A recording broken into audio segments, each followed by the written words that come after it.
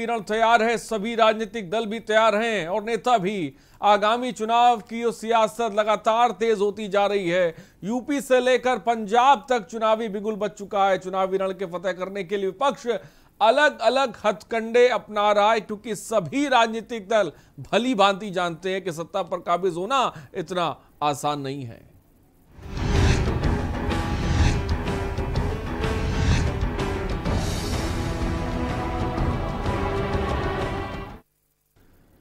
और खबरों की शुरुआत बड़ी खबर से कर रहे हैं। जी हां, छोटे दलों की लंच पॉलिटिक्स पर आज हम बात करेंगे। छोटे दलों की लंच पॉलिटिक्स। जी हां, उत्तर प्रदेश में अगले साल होने वाले विधानसभा चुनाव से ठीक पहले प्रयागराज के एक निजी होटल में विकासशील इंसान पार्टी वीआईपी के राष्ट्रीय अध्यक्ष और बिहार सरकार में मंत्री मुकेश सहनी ने शनिवार को सुबह सपा के राष्ट्रीय अध्यक्ष ओम प्रकाश राजभर से मुलाकात की और बताया जा रहा है कि 2022 विधानसभा चुनाव को लेकर करीब 1 घंटे तक दोनों नेताओं के बीच चर्चा हुई। फिलहाल दोनों नेताओं के मुलाकात के बाद सियासी हलचल बढ़ गई है। नीतीश सरकार में बीजेपी के सहयोगी राजनीतिक दल विकासशील इंसान पार्टी के संस्थापक और बिहार में पशुपालन मंत्री मुकेश सहनी ने प्रयागराज में भागीदारी संकल्प मोर्चा के संयोजक ओम प्रकाश राजभर से मुलाकात की है। करीब 2 घंटे चली मुलाकात में भागीदारी संकल्प मोर्चा में शामिल होने को लेकर मंथन है और बताया जा रहा है कि आरक्षण के मुद्दे पर विकासशील इंसान पार्टी के संस्थापक मुकेश सहनी यूपी के 2022 विधानसभा चुनाव में एक साथ लड़ भी सकते हैं। आज ही एआईएमआईएम राष्ट्रीय अध्यक्ष बैरिस्टर असदुद्दीन ओवैसी भी ओम प्रकाश राजभर से मुलाकात कर सकते हैं। तो मुलाकातों का जो दौर है वो शुरू हो चुका है और खासकर ये मुलाकात के काफी सियासी मायने भी निकाले जा रहे हैं। मुकेश सहनी से मुलाकात की है ओम प्रकाश राजभर ने। खबर इस वक्त आपको बता रहे हैं, आज असदुद्दीन ओवैसी से भी राजभर मुलाकात करेंगे।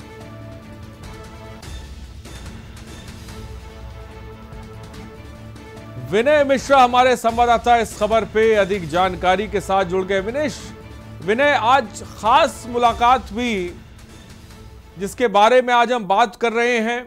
हमने आज राजभर को देखा और मुकेश सहनी को साथ देखा, जिस मुलाकात को लेकर अब सियासी मायने निकाले जा रहे हैं। क्या जानकारी है इस बीच आपके पास?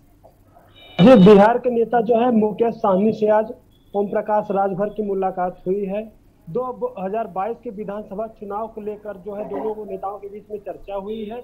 अभी कुछ ही क्षणों में जो है असदुद्दीन ओवैसी ओम प्रकाश राजभर के बीच मुलाकात होगी।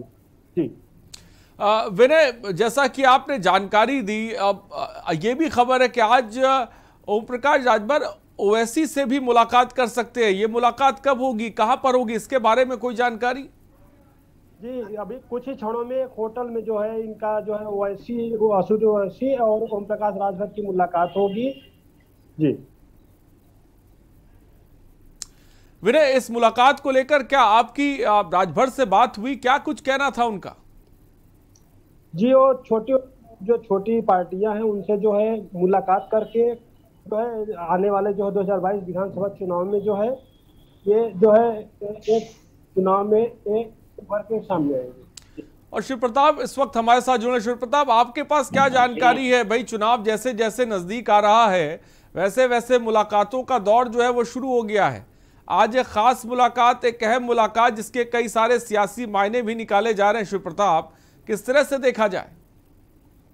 बिल्कुल, देखिए, उत्तर प्रदेश के आगामी विधानसभा चुनाव 2022 के अंतर्गत जो छोटे दल हैं, जिसमें कि सबसे अग्रणी भूमिका निभा रही है ये सुभाष सुहेल देव भारतीय समाज पार्टी, जिसमें कि ओम प्रकाश राजभर, आपको याद होगा कि भारतीय जनता पार्टी के सामने भी उन्होंने ऑफर रखा था और सीटों की अधिकता की वजह से उनका ये ऑफर ठुकरा दिया गया। हालांकि उन्होंने लखनऊ से लेकर के केंद्रीय स्तर के तमाम वरिष्ठ नेताओं से मुलाकात की, लेकिन जब यहाँ दाल गलते हुए दिखाई नहीं दी तो उन्होंने असदुद्दीन ओवैसी का रुख किया, यानी कि एआईएमआईएम का।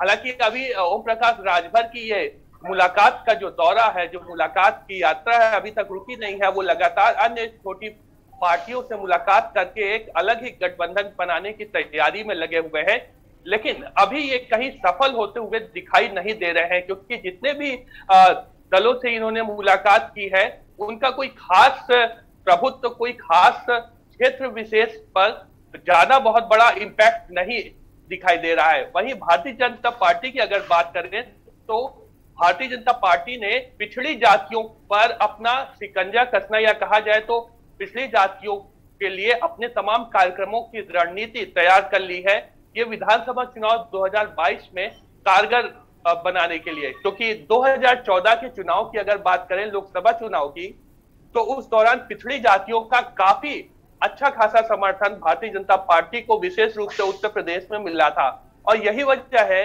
कि अब समाजवादी पार्टी भी पिछड़ी जातियों पर काफी कोशिशें कर रही है। लेकिन शिव प्रताप, राजभर जिस तरह से मुलाकात कर रहे हैं, बात ओवैसी की कर लें, सानी की कर लें, एक अलग मोर्चा बनाने की तरफ जो वो बढ़ रहे हैं, क्या लगता है कि वो ये इनका कदम, ये इनकी चाल क्या इफेक्टिव होगी?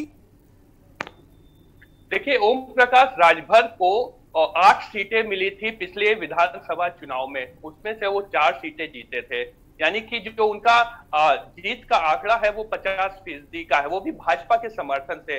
तो ये समझा जा सकता है कि ओम प्रकाश राजभर खुद भी कितना इम्पैक्टफुल है।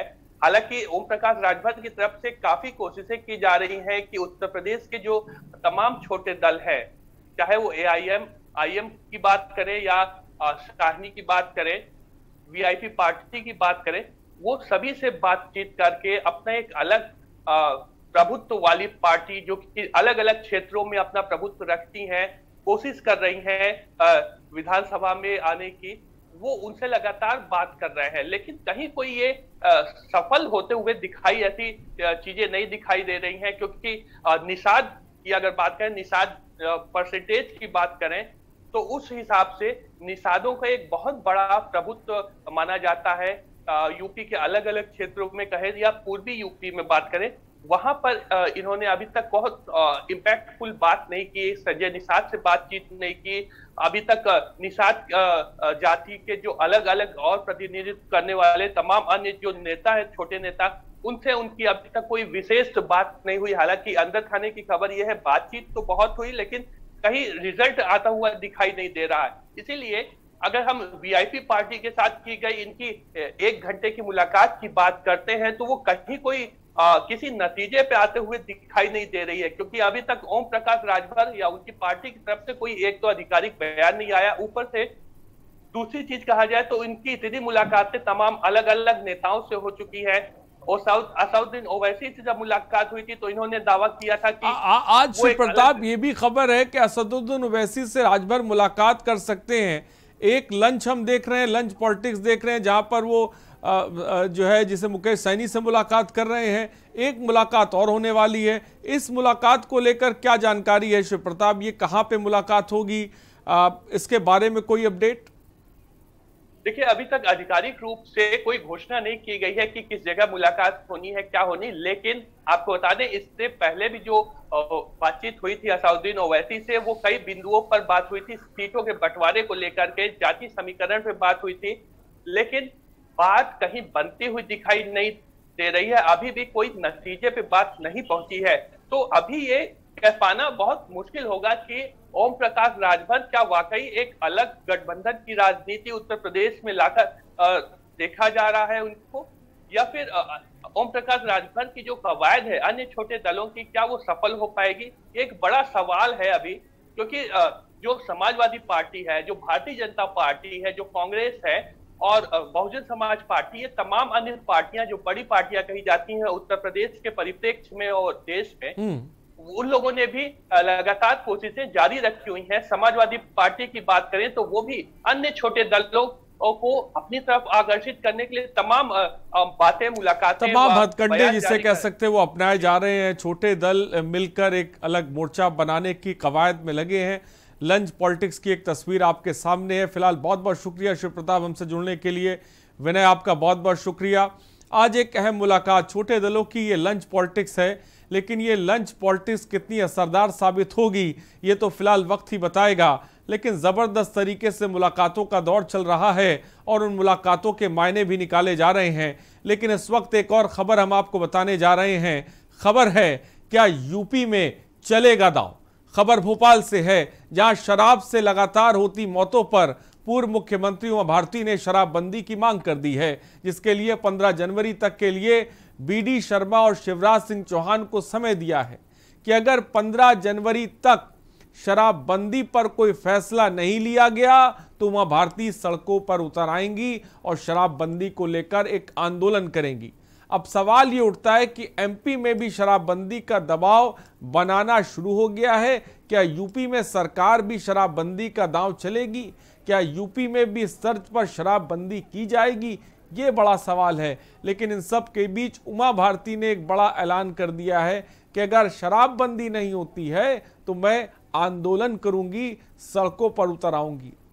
शराब से मध्य प्रदेश में शराबबंदी को लेकर उमा भारती ने हुंकार भरी है, मांग की है। शराब से लगातार होती मौतों पर सियासत हो रही है। तो खबर इस वक्त आपको बता रहे हैं, 15 जनवरी तक उमा भारती ने जिसे कह सकते हैं डेडलाइन दे दी है। उन्होंने कहा है कि अगर 15 जनवरी तक फैसला नहीं लिया गया शराबबंदी को लेकर तो हम सड़कों पर उतर आएंगे, हम आंदोलन करेंगे, हम आवाज बुलंद करेंगे।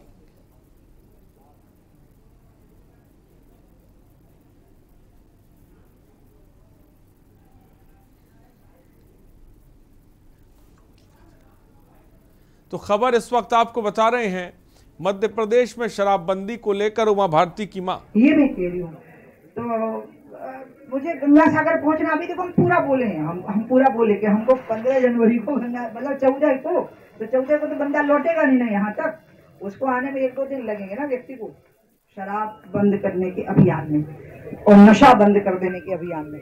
ये मैं कह रही हूँ तो मुझे गंगा सागर पहुंचना, अभी देखो हम पूरा बोले हैं, हम पूरा बोले कि हमको 15 जनवरी को मतलब 14 को, तो 14 को तो बंदा लौटेगा नहीं ना यहाँ तक, उसको आने में 1-2 दिन लगेंगे ना व्यक्ति को। तो 15 जनवरी तक उमा भारती ने समय दिया है। खबर इस वक्त आपको बता रहे हैं, क्या यूपी सरकार भी शराबबंदी पर चलेगी दांव? ये अपने आप में बड़ा सवाल है। शराब से लगातार होती मौतों पर आपको बता दें, सियासत हमेशा से होती रही है और पूर्व मुख्यमंत्री उमा भारती ने भी शराबबंदी की साफ तौर पे मांग की है। लेकिन उनकी इस मांग को क्या माना जाएगा, उनकी इस मांग को किस तरह से सरकार लेगी, ये अपने आप में बड़ा सवाल है। क्योंकि बड़े पैमाने पर, बड़ी तादाद में जिसे कह सकते हैं कि शराब से ही राजस्व जिसे कह सकते हैं वो इकट्ठा होता है। लिहाजा ये आसान नहीं होता है कि शराबबंदी पर कोई फैसला ले लेना। कयूम पठान हमारे संवाददाता इस खबर पर अधिक जानकारी के साथ जुड़ गए हैं। कयूम, उमा भारती ने अल्टीमेटम जिसे कह सकते हैं दे दिया है और 15 तारीख का जिक्र भी उन्होंने कहा है शराबबंदी को लेकर। इस बीच कयूम, आपके पास क्या जानकारी है? हाँ जी, पूर्व मंत्री उमा भारती शिवराज सरकार को अल्टीमेट दे दिया है 15 जनवरी का। 5 महीने का अल्टीमेट में कहा है कि अगर मेरी मांग नहीं पूरी गई तो मैं सड़कों पर उतरूंगी। और यहाँ तक भी कहा है कि अगर शराबी बातों से नहीं मानेंगे तो लट से मानेंगे। कयूम, शराबबंदी की बात उमा भारती कर रही हैं, अचानक उन्होंने इतना बड़ा फैसला, आंदोलन तक की बात कह दी। आखिर इसके पीछे बड़ी वजह क्या नजर आती है? अच्छा, क्या बिहार में भी अगर शराबबंदी की गई है और यहीं पर मुरैना बढ़ते मौत शराब, जहरीली शराब से लोग मृत्यु हो रही है। तो मुरैना के अंदर पिछले कुछ महीने पहले 8 लोग की मृत्यु हो चुकी है शराबबंदी का। कयूम, अगर हम कुछ पिछले महीनों की बात करें, किस तादाद में शराबबंदी से लोगों की मौत हुई है? और जब उमा भारती ने एक डेडलाइन दे दी है, जिसे कह सकते हैं आवाज बुलंद करने की बात कह दी गई है, तो क्या सरकार की तरफ से कोई बात अभी तक सामने निकल कर आई है इस आंदोलन को लेकर और शराबबंदी की लेकर, जब बात उमा भारती ने कही है? नहीं, सरकार की तरफ से, शिवराज सरकार की तरफ से अभी ऐसी कोई बात सामने आई है, क्योंकि अभी राजेश का मामला है, इसको सरकार को इससे हानि होती है। बाकी अगर रही बात शराबबंदी की, तो यहाँ पर देश में मुरैना, भिंड, इंदौर, उज्जैन में कई मौतें हो चुकी है जहरीली शराब से। पुलिस प्रशासन कितना एक्टिव है, आबकारी विभाग कितना एक्टिव है, जो नकली खासकर शराब बन रही है, जिसको लेकर उमा भारती कह रही, मौतों की बात कह रही हैं, उसको लेकर कितना प्रशासन एक्टिव वहां नजर आ रहा है? तो प्रशासन की अगर बात करें तो प्रशासन इतना हाई अलर्ट है ही नहीं है, जहां पर जितना मिलता है कागजों पर सीमित है। तो साफ तौर पे कयूम को आपने सुना, बहुत बहुत शुक्रिया कयूम तमाम जानकारी के लिए। तो मध्य प्रदेश में शराबबंदी को लेकर उमा भारती की मांग है, शराब से लगातार होती मौतों पर सियासत जिसे कह सकते हैं वो हो रही है। फिलहाल बड़ी बात, बड़ा ऐलान पूर्व मुख्यमंत्री उमा भारती ने किया है, लेकिन उनकी इस मांग को क्या मानेगी सरकार, ये अपने आप में बड़ा सवाल है। फिलहाल रुकते हैं एक छोटे से ब्रेक के लिए, हम जल्द हाजिर होंगे। आप देख रहे हैं के न्यूज, खबरों का सारथी। पर ये दिल है कि चख रहा है उन्हीं अल्फाजों का दूर कितना भी जाओ, इस जुबान से दूर ना जा पाओगे। विमल, बोलो जुबान केसरी।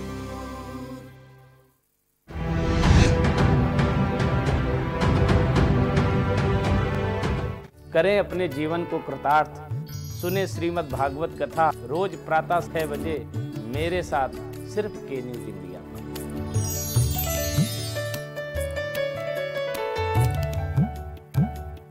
खुदी को आजमाया है तो ये अंदाज आया है, खुदी को आजमाया है तो ये अंदाज आया है। तुम में भी मैं हूं, शुद्ध प्लस पान मसाला।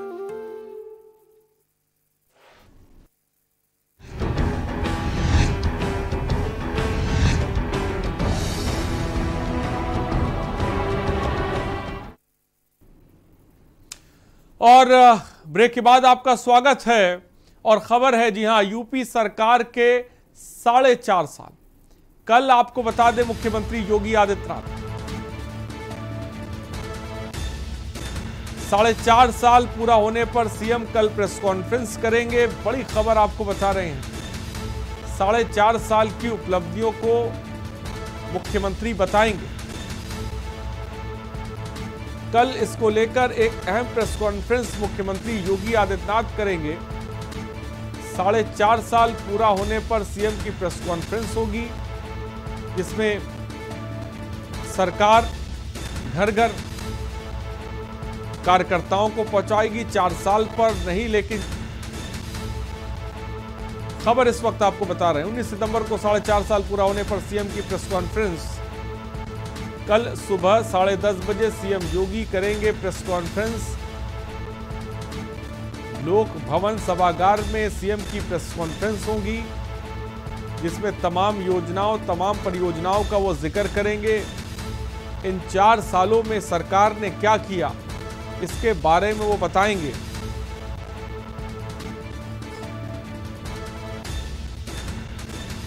तो खबर इस वक्त आपको बता रहे हैं, यूपी सरकार के 4.5 साल। और शिव प्रताप सिंह हमारे संवाददाता राजधानी लखनऊ से इस खबर पर अधिक जानकारी के साथ जुड़ रहे हैं। शिव प्रताप, कल मुख्यमंत्री योगी आदित्यनाथ सुबह 10:30 बजे अहम प्रेस कॉन्फ्रेंस करेंगे। क्या कुछ खास रहने वाला है इस प्रेस कॉन्फ्रेंस में, जानना चाहेंगे आपसे शिव प्रताप। देखिए, आगामी विधानसभा चुनाव 2022 को कुछ ही वक्त बचा हुआ है, लिहाजा मुख्यमंत्री योगी आदित्यनाथ व भारतीय जनता पार्टी की सरकार चाहती है कि पिछले 4.5 वर्षों का जो लेखा जोखा है, विशेष रूप से वो लेखा जोखा जिसे कि बेहतर से बेहतर तरीके से इम्प्लीमेंटेशन किया गया हो और जनता से एक अच्छा रिजल्ट मिला हो, ऐसी उन तमाम योजनाओं को मुख्यमंत्री योगी आदित्यनाथ कल लोक भवन में पत्रकार वार्ता के दौरान साझा करेंगे। उन तमाम योजनाओं के बारे में बताएंगे कि जो सफल हो चुकी है। ऐसी तमाम योजनाएं हैं जो गरीबों के लिए उन्होंने चालू की और अच्छा खासा उसका रिजल्ट आया। लिहाजा इसके लिए भारतीय जनता पार्टी ने प्रदेश भर में तमाम सांसदों व विधायकों की ड्यूटी भी लगाई है कि वो हर एक जिले में जाकर के पत्रकार वार्ता करेंगे और तमाम उन योजनाओं को जो कि उत्तर प्रदेश में बेहतर ढंग से चल रही हैं उनको लेकर के बात करेंगे, पत्रकारों से साझा करेंगे। और उनमें कई केंद्रीय योजनाएं हैं, उत्तर प्रदेश की राज्य की तमाम योजनाएं हैं। ऐसी उन तमाम योजनाओं को लेकर के पत्रकारों से बातचीत करके जनता से ज्यादा जनता को जानकारी दी जाएगी। ये पूरा कार्यक्रम रहने वाला है कल। जी तो कार्यक्रम के बारे में शिव प्रताप ने आपको साफ तौर पे बताया। शिव प्रताप, कल जिसे कह सकते हैं प्रेस कॉन्फ्रेंस जिसके बारे में आप बता रहे हैं, और ऐसा लग रहा है कि क्योंकि चुनाव नज़दीक है लिहाजा सरकार ये चाहती है कि तमाम योजनाएं परियोजनाएं वो कम से कम ज़मीन तक पहुँचे, ज़मीन तक जनता तक उनको पहुँचाया जा सके और उसकी साफ तौर पे उनको जानकारी भी दी जा सके। कल 10:30 बजे किस तरह की तैयारी इसको लेकर की गई है? चाहे हम क्योंकि राजधानी लखनऊ से मुख्यमंत्री प्रेस कॉन्फ्रेंस करें, लेकिन बाकी जगहों पर किस तरह की तैयारी की गई है इसको लेकर? देखिए, कई केंद्रीय मंत्रियों को इस बात की तस्दीक की गई है कि वो भी कोशिश करें कि उत्तर प्रदेश में भारतीय जनता पार्टी की यूपी की सरकार ने कितना बेहतर काम किया है ये जनता तक ज्यादा से ज्यादा पहुंचना चाहिए। इसको लेकर के केंद्रीय स्तर से आप इस बात से समझ सकते हैं कि केंद्रीय स्तर के तमाम वरिष्ठ संगठन के पदाधिकारी, सरकार के तमाम मंत्रीगण जो कि उत्तर प्रदेश से आते हैं, केंद्र स्तर के तमाम वरिष्ठ मंत्री। ठीक है, तो अहम जानकारी साफ तौर पे शिव प्रताप सिंह ने दी। फिलहाल बहुत बहुत शुक्रिया शिव प्रताप हमसे जुड़ने के लिए और तमाम जानकारी देने के लिए। योगी सरकार के 4.5 साल पूरा हो रहे हैं, जिसको लेकर कल आपको बता दें एक अहम प्रेस कॉन्फ्रेंस मुख्यमंत्री योगी आदित्यनाथ 10:30 बजे करेंगे, जिसमें तमाम उपलब्धियों को जनता के सामने वो रखेंगे। और चलिए अब अगली खबर की तरफ बढ़ते हैं और खबर है कैप्टन की कैप्टेंसी पर घमासान। जी हां, नवजोत सिद्धू को पंजाब कांग्रेस का अध्यक्ष बनाने के बाद से ही कांग्रेस में खींचतान बढ़ गई है। खास तौर से कैप्टन के विरोधी गुट ने दूसरी बार मोर्चा खोल दिया है, जबकि अगले साल विधानसभा चुनाव होने हैं। कैप्टन की कैप्टेंसी के खिलाफ 40 विधायकों ने मोर्चा खोल दिया, तो वहीं कांग्रेस आलाकमान भी अब कैप्टन के पक्ष में नहीं है। कांग्रेस आलाकमान हिंदू कार्ड खेलना चाहती है, ऐसे में कैप्टन का फैसला लेते हैं। फिलहाल एक बड़ी खबर भी हम इस बीच आपको बता दें कि कैप्टन इस्तीफा भी दे सकते हैं। रिपोर्ट देखिए।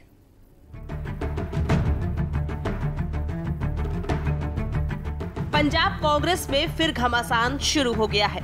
सिद्धू और कैप्टन गुट के बीच चल रही बयानबाजी थमने का नाम नहीं ले रही।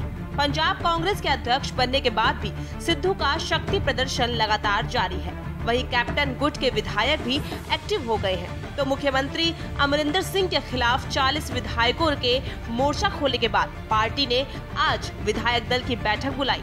ये बैठक शाम 5 बजे होनी है। वहीं कैप्टन अमरिंदर सिंह अपने खेमे के विधायकों के साथ दोपहर 2 बजे बैठक करने वाले थे, जो बाद में रद्द कर दी गई। जिसके बाद कैप्टन ने सोनिया गांधी को फोन पर बात कर विधायक दल की बैठक पर अपनी नाराजगी जताई। तो वहीं सूत्रों के हवाले से सामने आ रहा है कि कांग्रेस आलाकमान पंजाब में हिंदू कार्ड खेल सकती है। इसमें सुनील जाखड़ का नाम मुख्यमंत्री की दौड़ में सबसे आगे है। वहीं मुख्यमंत्री कैप्टन अमरिंदर सिंह ने हाईकमान को कहा कि अगर 2022 को चुनाव की अगवानी और मुख्यमंत्री चेहरे से हटाने की कोशिश की तो पार्टी से इस्तीफा देंगे। अब बड़ा सवाल ये है कि क्या सम्मानजनक विदाई के लिए कैप्टन अमरिंदर सिंह इस्तीफा देंगे या फिर विधायक दल की बैठक में ही अविश्वास प्रस्ताव का सामना करेंगे। बागी ग्रुप अगर कैप्टन अमरिंदर सिंह पर भारी पड़ा और उन्हें कुर्सी छोड़नी पड़ी तो पंजाब कांग्रेस के सामने बड़ा सवाल ये भी होगा कि कमान किसे सौंपी जाएगी। ये देखना दिलचस्प होगा कि अगर कैप्टन की कैप्टेंसी गई तो ये कमान किसे मिलेगी। स्पेशल रिपोर्ट के न्यूज़ इंडिया। तो इसमें कोई शक नहीं है, पंजाब कांग्रेस में घमासान मचाए और ये घमासान किस अंजाम तक पहुंचेगा इसके लिए बहुत ज्यादा वक्त का आपको इंतजार करने की जरूरत नहीं है। हमारे साथ हमारे ब्यूरो चीफ विनोद इस वक्त अधिक जानकारी के साथ जुड़ गए हैं। विनोद, तमाम खबरें इस वक्त हम देख रहे हैं, लगातार आप जानकारी दे रहे हैं, हम दर्शकों को पंजाब कांग्रेस में जो सियासत चल रही है उसके बारे में अपडेट कर रहे हैं। ताजा अपडेट विनोद इस वक्त आपके पास क्या है, मैं जानना चाहूंगा। लेकिन सबसे अगर बात की जाए पंजाब कांग्रेस के अंदर, तो सबसे बड़ी बात निकल के अभी आ रही है, कैप्टन की प्रेस सेक्रेटरी है विमल सुंबली। विमल सुंबली ने स्पष्ट एक अपने ट्वीट में लिखा है कि अगर कोई आपको धोखा देता है तो आश्चर्य करता है, तो आपको अधिकार है कि आप उसी तरह सौंप दे, उसी तरह जवाब दे। तो कहीं ना कहीं आज पंजाब कांग्रेस के अंदर मुख्यमंत्री कैप्टन अमरिंदर सिंह एक ऐसा झटका देने जा रहे हैं जो शायद आज तक इतिहास में ना हो। पंजाब पिछले लंबे समय से कांग्रेस में जुड़े हुए हैं। कांग्रेस के अगर बात की जाए कैप्टन की, तो कैप्टन ने अपने दम पर, आप जब 2017 में चुनाव हुए थे तो स्पष्ट कह दिया था कि मैं अपने दम पर चुनाव लड़ूंगा और मैं कांग्रेस को सत्ता में लाऊंगा, और यही हुआ। 2017 में कैप्टन की अगुवाई में चुनाव हुए और भारी बहुमत के साथ सत्ता में आई। तो कहीं ना कहीं आज जिस हिसाब से कैप्टन को दरकिनार करते हुए एक विधायक दल की बैठक बुलाई गई है, और कैप्टन ने इस पर आपत्ति भी जनाई है कि बिना राय मुसारी के मेरे से ये विधायक दल की बैठक बुलाई है, उससे वो नाराज भी है। और आज कहीं ना कहीं वो 3 बजे विनोद, कैप्टन को दरकिनार करना पंजाब की सियासत के लिहाज से देखा जाए, जैसा कि आप बात भी कह रहे हैं, एक बड़ा चेहरा पंजाब में हुए हैं, सिद्धू भी बड़ा चेहरा है, लेकिन कैप्टन को अगर कांग्रेस दरकिनार करती है, जैसा कि खबर भी आपने बताई, वो इस्तीफा दे सकते हैं। अब फिर कैप्टन का अगला कदम क्या होने वाला है? 3 बजे की बात की जाए, 3 बजे एक विधायक दल की बैठक है, अपने समर्थकों की बैठक है जो उनके सिसवा से निकलकर अभी पहुंचे हैं अपने सरकारी निवास पर। वहां उनके समर्थक जो है, कैबिनेट मंत्री हो कुछ या कुछ विधायक हो, तो वो उनसे राय मुसारी करेंगे, उनसे बातचीत करेंगे, उनसे चर्चा करेंगे।